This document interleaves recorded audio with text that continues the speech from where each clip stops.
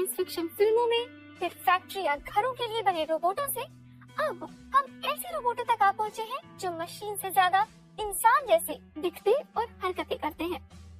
Robotics और artificial intelligence के क्षेत्र में हुए तेज विकास के कारण ही ऐसा हो सका है।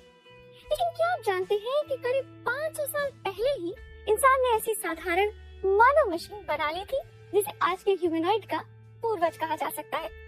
ऐसी ही दिलचस्प जानकारियां दे रहा है लंदन के साइंस म्यूजियम में पहुंचे इंसानों को खुद एक ह्यूमनॉइड। वे लोगों के साथ बात कर सकते हैं, संपर्क साध सकते हैं, उनकी नकल कर सकते हैं और कुछ तो काफी हद तक इंसान जैसे लगते भी हैं। लंदन के साइंस म्यूजियम के मेहमान अब मशीनी इंसानों के बेहद करीब हैं। ये भावुक अनुभव भी है।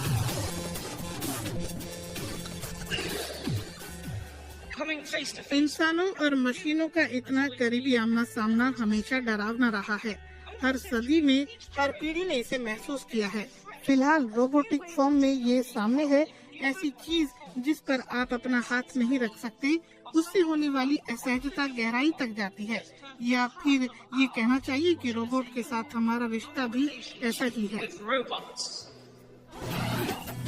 Automated actor robo the spy exhibition का मुख्य आकर्षण है।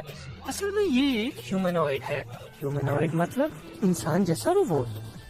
लंदन के साइंस म्यूजियम की एक प्रदर्शनी पूरी तरह आर्टिफिशियल इंटेलिजेंस पर टिकी है।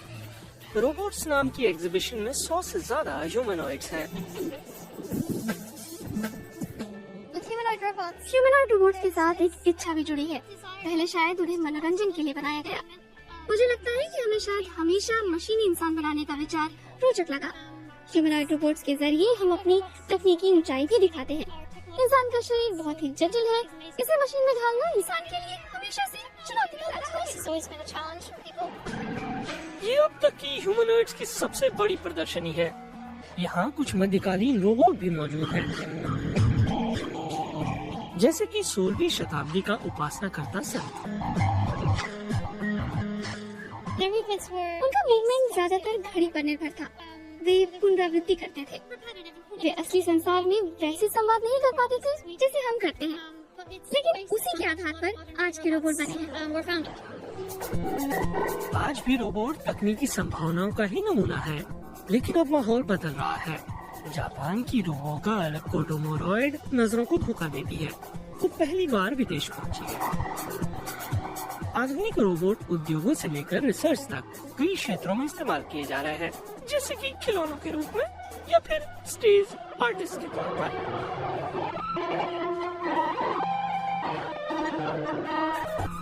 देखने में भले ही आसान लगे, लेकिन रोबोटों को यहाँ तक पहुँचाने में इंजीनियरों की सालों की मेहनत लगी है।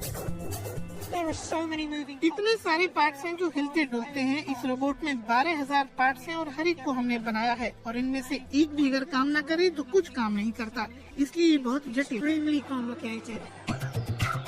इंसान और मशीन के रिश्तों पर कलाकारों ने भी खूब वक्त लगाया है। साइंस फिक्शन फिल्में भी अपने दौर में इस रिश्ते को दर्शाती हैं, कभी डर से तो कभी ललक से। हैरान, शानदार या परेशान करने वाला। रिसर्च के दौरान ही तय होता है कि रोबोट का भविष्य कैसा होना चाहिए। सोचना होगा कि टेक्नोलॉजी हमारे समाज की कैसे मदद कर पाएगी। ये भी देखना होगा कि रोबोट्स के साथ हम किस तरह का भविष्य चाहते हैं। मुझे लगता है कि ये समाज के लिए बड़ा सवाल है। रोबोट फिलहाल मशीन ही है, पर वक्त के साथ इंसान और रोबोट के बीच अंतर कम होता जाएगा। लेकिन इस दौरान इनसे उपजने वाली उम्मीदें, सपने और डर शायद बरकरार रहेंगे।